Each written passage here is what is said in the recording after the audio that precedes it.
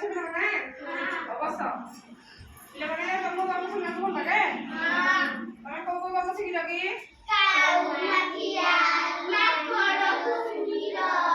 ମାଙ୍କଡ କୁମ୍ଭୀର କାଉ ମାଠିଆ ଲଭି ବିଲୁଆ ଆଉ ଗୌରା ଗାଈ ଆଉ ବିଛୁଆ ରାଧୁଆ କିଏ ଗପ କୁହେ ସବୁବେଳେ ସନ୍ଧ୍ୟାରେ ଶୋଇଲା ବେଳେ କିଏ କୁହନ୍ତି ଜେଜେମା କୁହନ୍ତି କି ନାଇଁ ଗପ ଶୁଣିବାକୁ ଭଲ ଲାଗେ ତମେ ଏପଟେ ଦେଖ ଗପ କହିବି ଶୁଣ ତ ଏପଟେ ଦେଖ ତମେ ଆଜି ଆମେ କୋଉ ଗପ କହିବା ଟୋପି ବିକାଳି କୋଉ ଗପ ଟୋପି ଦେଖିଛ ଏଟା କଣ ଟୋପି ବିକାଳି ଲୋକ ଥିଲେ କଣ ଥିଲେ ଲୋକ ଥିଲେ ସେ ଗାଁ ଗାଁ କଣ ବିକନ୍ତି ଏମିତି ତାଙ୍କ ଟୋପିରେ ଧରି ନା କଣ ଟୋପି ନିଅ ଟୋପି ଟୋପି ନିଅ ଟୋପି ବିକନ୍ତି ନାଇଁ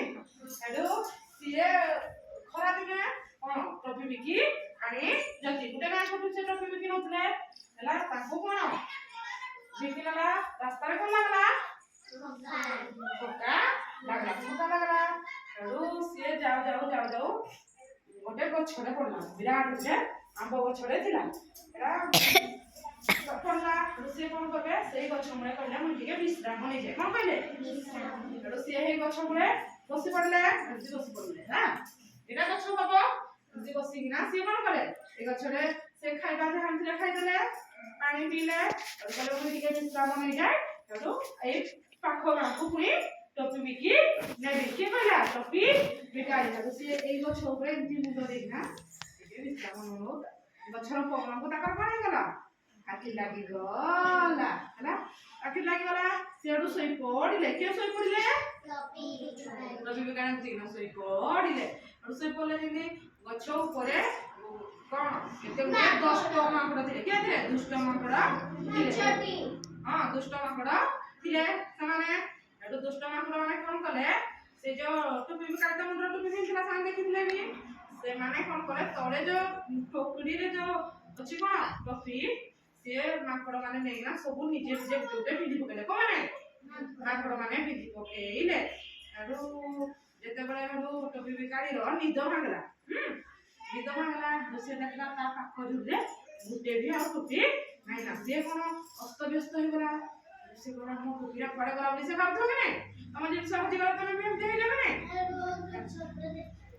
ସେ ସବୁଆଡେ ଦେଖିଲା ସିଆଡେ ବି ତା ଟୋପି ନାହିଁ ନା ସେ ଉପରକୁ ଗଲା ଯେତେବେଳେ ତାର ସବୁ ଟୋପି ମାନେ କଣ ମାନେ ପିନ୍ଧି ଯାଇଛନ୍ତି ସବୁ ଦୁଷ୍ଟ ମାଙ୍କଡ ମାନେ ପିନ୍ଧି ଯତି କଣ ମାନେ ପିନ୍ଧି ଯତି ମାଙ୍କଡ ମାନେ ସବୁ ତମେ କାଟି ନାଇଁ କହ ଏଠୁ ତା ମୁଣ୍ଡକୁ କଣ ଉଠେ ବୁଦ୍ଧି ଆସିଲା ଏଠୁ ସେ କଣ କରିବ ସାମ୍ପୁ ମାଗଲା ସାମେ ଦେଲେ ସେ କହିଲା ଦିଅ ମୋ ଟୋପି ଇନ୍ କଲା କି ଏଠୁ ସେମାନେ ଆଉ ଦେଲେନି ତାକୁ କଣ କଲେ ଉଲ୍ଟିଆ ଯୋଉ ଗଛର ଫଳ ଥିଲା ଗଛର ଆମ୍ବ ଫଳ ଯୋଉ ଥିଲା ତା ଉପରକୁ ଫୋପାଡ଼ି ଦେଲେ ଇଏ କିଏ କଲା ଇଏ ଟେକାଟେ ମାରିଦେଲା କିଏ ମାରିଦେଲା ପ୍ରଥମେ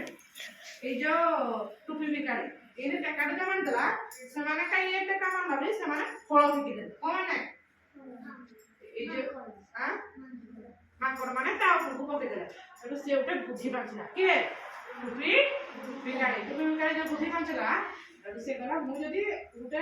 ପତ୍ର ଫିକିଦେଲେ ସେମାନେ ଆମ୍ବରେ ଫିକିଦେଲେ ମୁଁ ଯଦି ମୋ ଟୋପିଟା ନିଜେ ଫିକିଦେବି ହେଲେ ସେମାନେ ବି ତାର ଫିକିଦେବେ ବୋଲି ଭାବିଲା ସେଠୁ ସେ କଣ କଲା ତା ଟୋପିକୁ ଫିକି ଦେଲା ଟୋପିଟା ଫିକିଦେଲା ନା ଏମିତି ଟୋପି ବିକାଳି ଧରିଥିଲା